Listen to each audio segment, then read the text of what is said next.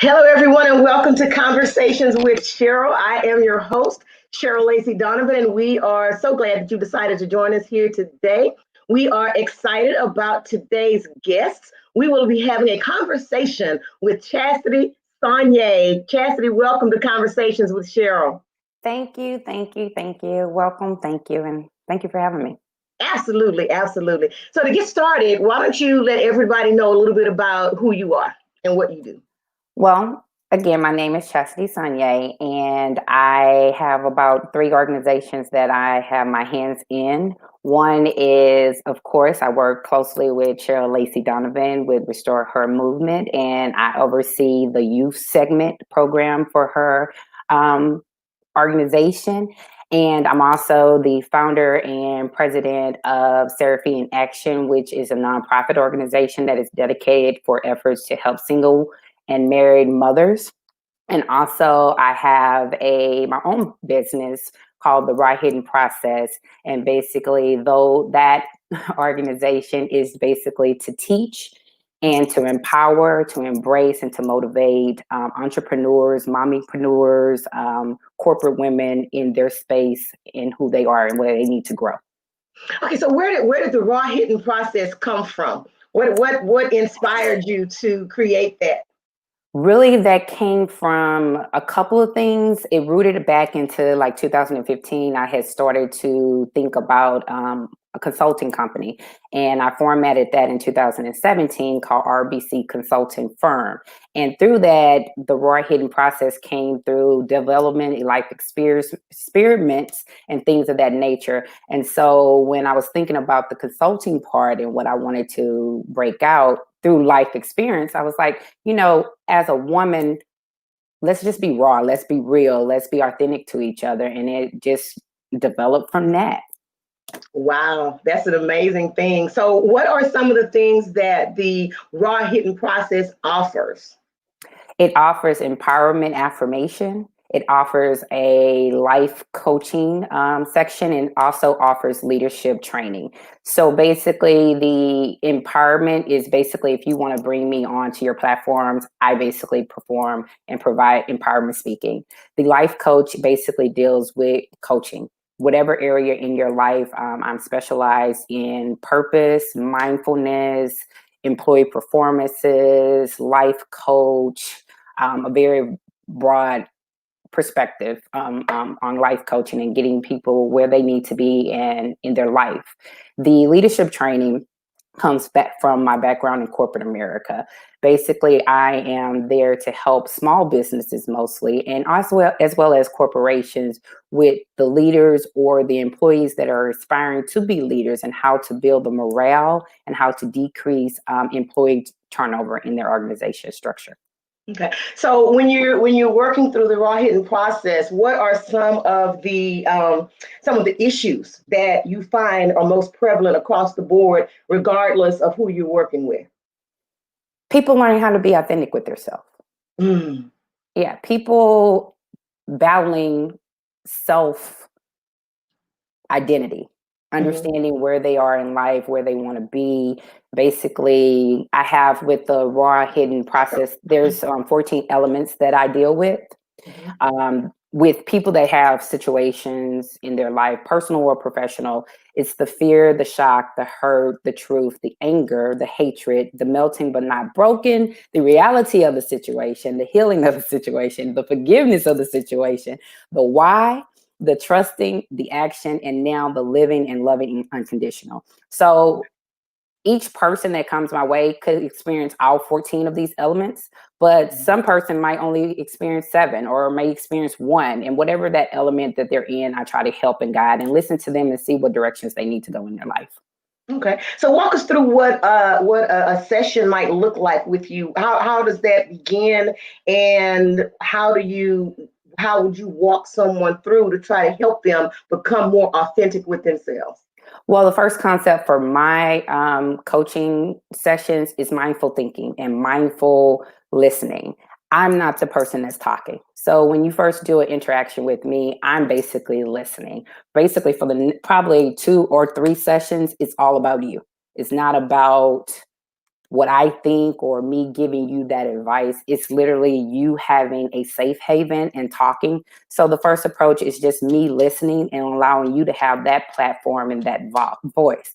Once basically I listen to you for 2 or 3 sessions, then I start to implement different practices, different concepts, and different triggers that can help you excel. But at first I have to understand where you are in your life in order to help you.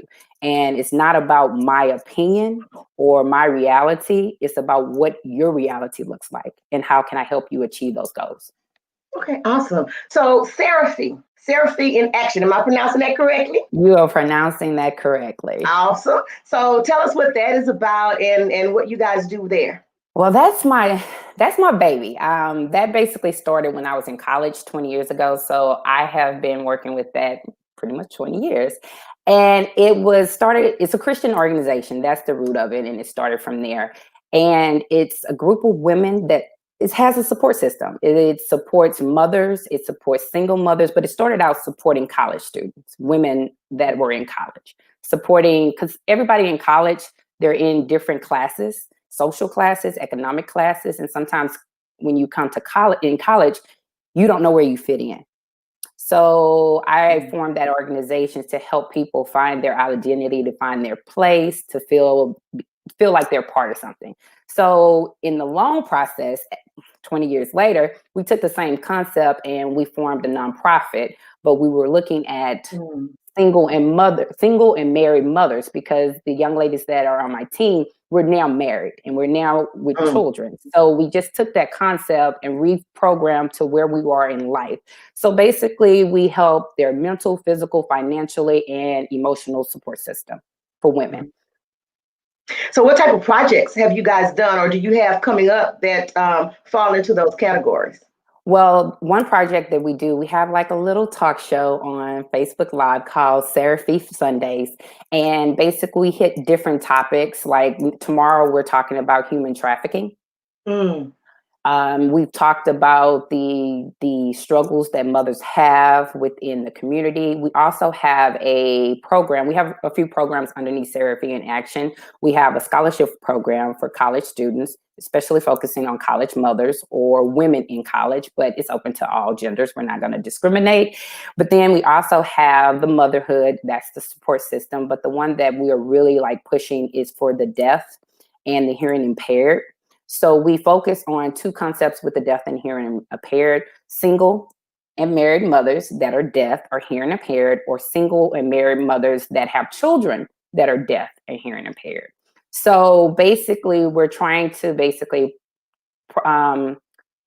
partner up with different organizations that are already established to get certain programs rolling. We also have, we're working on our summit that's coming up. So we're very excited about that transition. Due to COVID, it's kind of like weird on how we're going to do it. But 2021, we're launching out our summit and just basically mixing and launching and building a network with different organizations. Okay, awesome. So I know you didn't mention it, but you also have something going on live with the Raw Hidden Process. What do you do with that? I do. I have a couple of things going on with the Raw Hidden Process. I have another little talk show, and that's funny how this all transpired. I really didn't even think a talk show was going to transpire from that. It was just me saying, hey, these are some issues that people want to talk about. Let's talk about it. Let's just be authentic. Let's just be raw. But then once I did 1, then 2, people start saying, oh, I like that. Oh, I get that. Oh, I like watching your show. You need to continue to do it. So it became a talk show before I knew it. Yeah. But what was supposed to transpire, not the talk show, but I'm just going to follow the motion. I'm not going to stop it. I now am promoting an 8-step series webinar for the CEO of motherhood. And basically that teaches women how to boss up, show up, and execute the S on your chest. So that allows women to understand there's different levels, different ways. How can I assist them in systematically organizing their day? Because being a mother is very overwhelming. Being married is overwhelming. There's so many hats and so many different personalities that you have to juggle on a day-to-day basis. It's always evolving. So how do I go about doing that? So basically what the raw hidden process is providing, what I'm providing is basically some steps to help you execute those things. So the 8-part series is dealing with staying focused, managing your stress levels, being at peace, building a support system, executing your talents and skills, no excuses, accountabilities, steps on building a systematic system for yourself, and then last, rewriting your story. That's awesome. That is great. That sounds good. When is that going to take place? It starts Tuesday, October 13th. Okay. The first session is Stay Focused at 10 a.m. Central Standard Time. And if you register, you get a free session with me, a free webinar session, and then you also get a gift if you register. Awesome. So give me the name of that again so I can scroll it down at the bottom. It is the 8-step series on how to become the CEO of motherhood. Learn how to boss up, show up, and execute the S on your chest. Okay. That's a lot. I know. Learn how to boss up, show up. I love that. And execute the S on your chest. That's right. All right.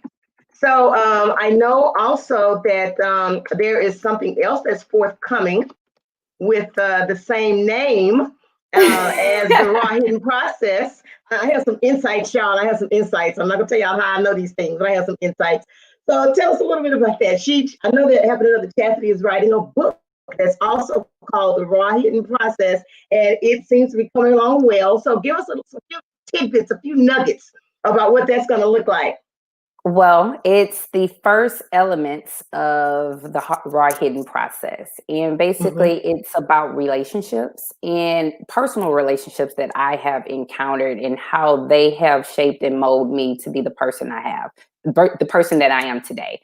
When you look back on things and see why you act or why you are the way you are, it's because of experiences, it's because of past experiences, and it mostly is because of the relationship you have encountered or you are encountering. So basically, it's building that base, and I'm being authentic and providing my audience a little bit of invitation. I get an invitation of who I am. And if my story has helped them out or could help them out, I'm ready to put it on the platform. So it's very interesting. The first 7 is dealing with the fear, shock, hurt, truth, anger, hatred, and melted but not broken. And how I'm basically seeing how the book is going to flow. The first 6 chapters is dealing with a lot of emotional imbalance, a lot of things going on. And I talk about 4 relationships that were very, I guess, important in my life concerning relationships with a man per se. It was my high school sweetheart, my first marriage, my ex-boyfriend of 10 years, and my current marriage that I'm in. And so I talk about where that fear started, because the fear starts from something, it roots. And as I went back through the process, and that was kind of hard going back in the process, because you have to rip out the bandage of old things that you haven't really thought about to really dig deep. Because fast forward to today, I'm married, but why do I have this fear? Why am I shocked? Have I really, really thought about what my first sweetheart, my high school sweetheart, did? Because that was the first person I truly loved. I truly experienced my heart. You know, parents say that's puppy love or whatnot, but technically in our life, that's the first person. Still that. You get whatever you didn't know about love that you know now, you still gave that emotion and that time and that part of you to that person. And so once I started really writing and digging back and going back into my brain cells, that was interesting. I found the root of the fear came from, and where the shock came from, and where the hurt came from. And once you look at the shock, for me and my experience, and it might can mirror somebody else's experience, the fear, the shock, the hurt, the truth, the anger, and the hatred, it all had a common goal. And I just want to be transparent with other people to say, hey, it's okay to have that feeling of fear. It's okay to experience shock. It's okay to experience the truth of the matter, and basically realizing that is the truth, but accepting that is the truth. The two chapters that I really love is the hatred, and where I'm at now at the end, the melted but not broken. The hatred is a really interesting chapter for me because it's a chapter, because I'm a Christian girl, born and raised Church of God in Christ, 5th generation, and I've been very exposed to different denominations within the Christianity faith. And each denomination that I have been exposed to, they say the same thing. You should not be angry at God, or you should not hate, or you should not hate your fellow man. God doesn't want you to hate. But I can literally tell you that I have experienced the spirit of hatred. And I know what it looks like now. Like, I don't hate anybody now because I don't like that spirit, but I really experienced that. And that really established in my first marriage. And it was really interesting when people used to say, well, you shouldn't hate that person. God doesn't want you to hate that person. But I'm feeling that. That spirit is real right now. It ain't like I can't sit up there and close my eyes and say, oh, God, you say don't hate this person or don't hate this situation, but I'm feeling this. How do I deal with that? So basically what I did in my situation, a long story short, I ignored everybody, and I basically allowed myself to have the spirit of hatred. But in the process of having the spirit of hatred, what'd you say? I was going to say yes, because I understand. I didn't, hey, I don't know what to tell you because you telling me to suppress it, and every time I suppress it, my behavior does something different. So embrace it. And I embraced it for a long time. But in that chapter, it goes through the dynamics where it came from. And also it went through the dynamics on how I healed. And the person that I healed from was I'm telling, I don't want to tell too much. The hatred came from my first marriage and my in-laws. And they were very, very mean. And so the hatred built both ways. And it came from the head of the family. And in that family, the head of the family was the grandmother. And the funny part about it was we all went to the same church. We grew up together.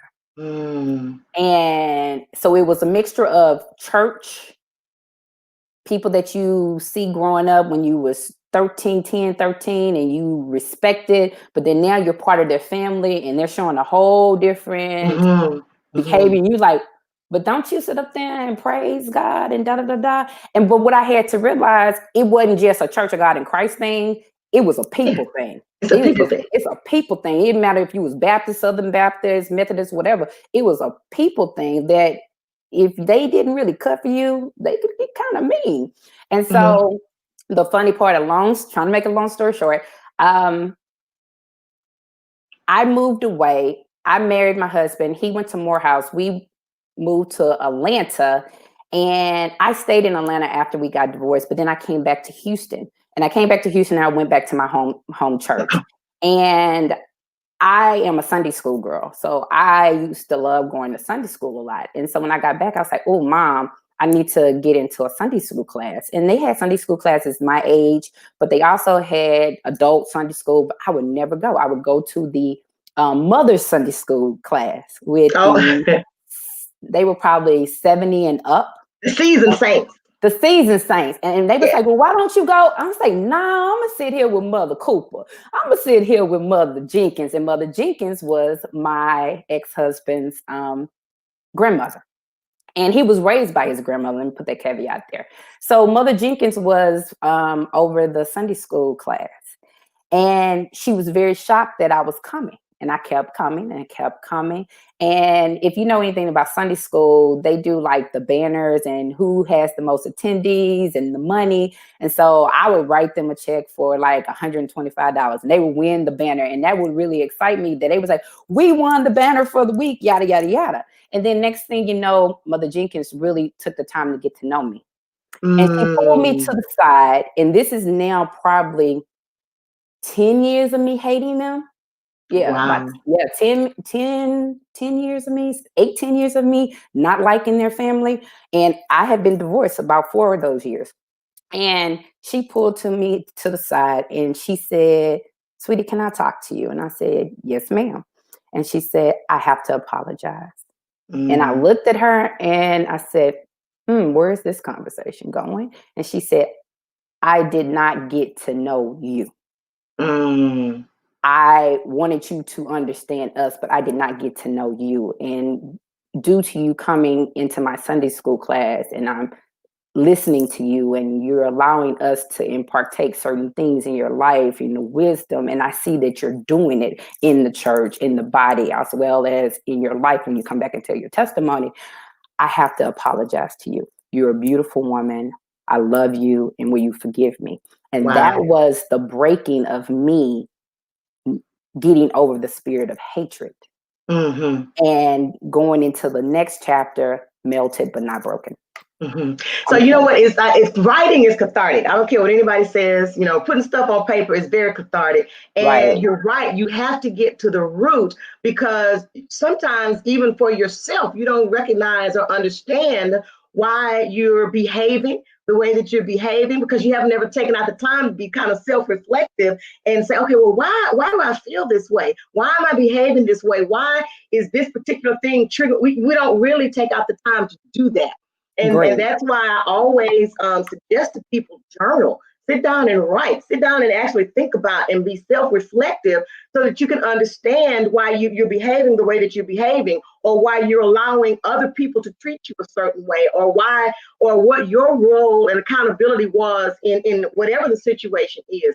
Because everybody plays a part, whether I they want to agree. admit it or not, everybody plays a part and the different things that happen in their lives. So I commend you for that. And I really believe that this is going to be a book that will help a lot of people.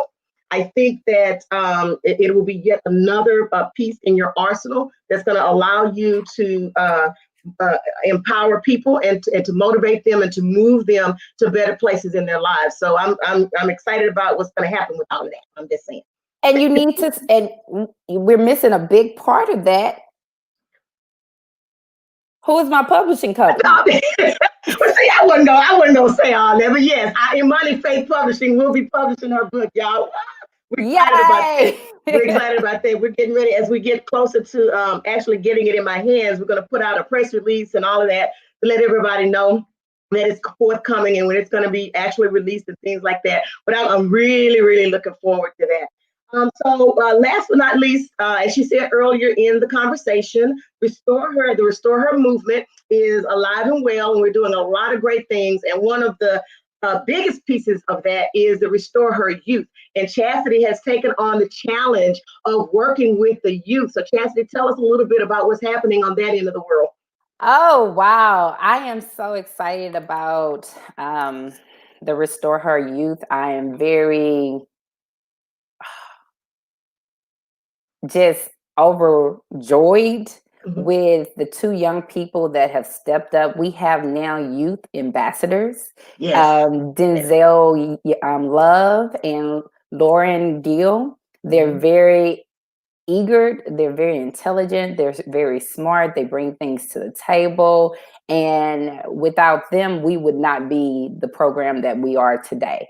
Mhm. We are doing a panel discussion on the 18th, and they came up with the title.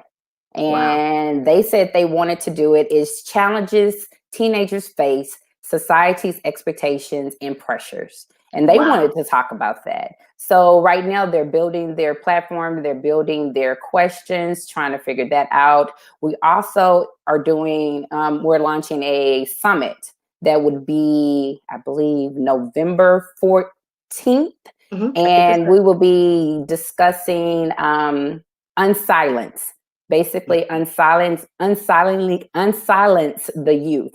They want their voice to be heard. And some of the topics that we are going to be talking about, one speaker, Tyrone Mills, will be addressing us regarding leaders for tomorrow. The Mhm. second one, Dyer Kies, will talk about Ready for Change. And the last one is Shonda Walker. She's coming with The Power of Your Voice. And then in the middle of that, we will have some youth talent, some poetry, and we're trying to get somebody that can sing. So this is another note. If you have a youth out there that can sing, that can do open mic, I need one more slot. So please reach out to me at chastity@chastitysonier.com and let me know if your daughter or your son has any performing arts talents that would like to be promoted at our summit that will be held on November 14th, 2020, Youth Unsilent. Listen, and I think all of this is going to be so amazing. These young people, let me tell you something. These young people have so impressed me.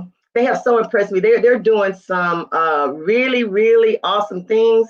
And I think you guys need to show up and support them. We show a lot of the bad stuff that all of the youth do. So when they're out there and trying to actually do something that's positive and impacts the world and in a good way, we definitely need to support them when that happens. So I'm excited about it. I think it's a really good thing, and hopefully we'll eventually get more and more people on board to participate as well. And I'm going to talk to you offline later on today, maybe.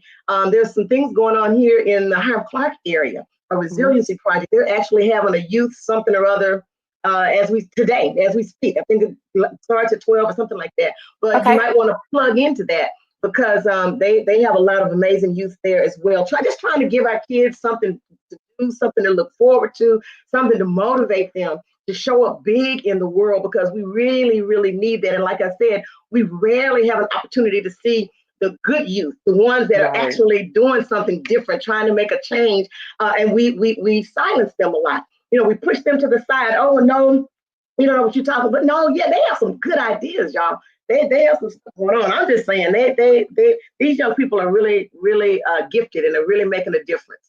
Yes, and again, I'm going to toot their horns. Denzel Love is a very profound young man, eager to learn. Lauren, a go-getter. What I love about Lauren is that I don't have to ask. She just does.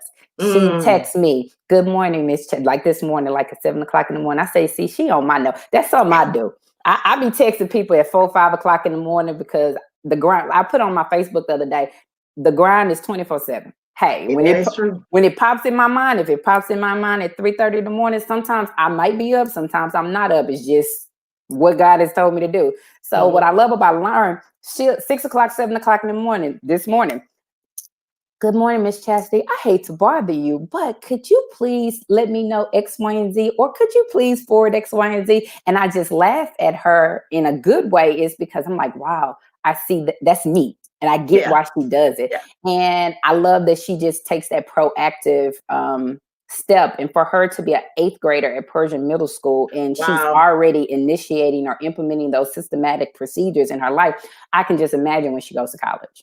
Yeah. Wow. Yeah, they're amazing. They're amazing. So listen, before we go, I want you to tell everybody how they can get in contact with you if they want you to speak, or if they want to use your consulting services, or whatever the case may be.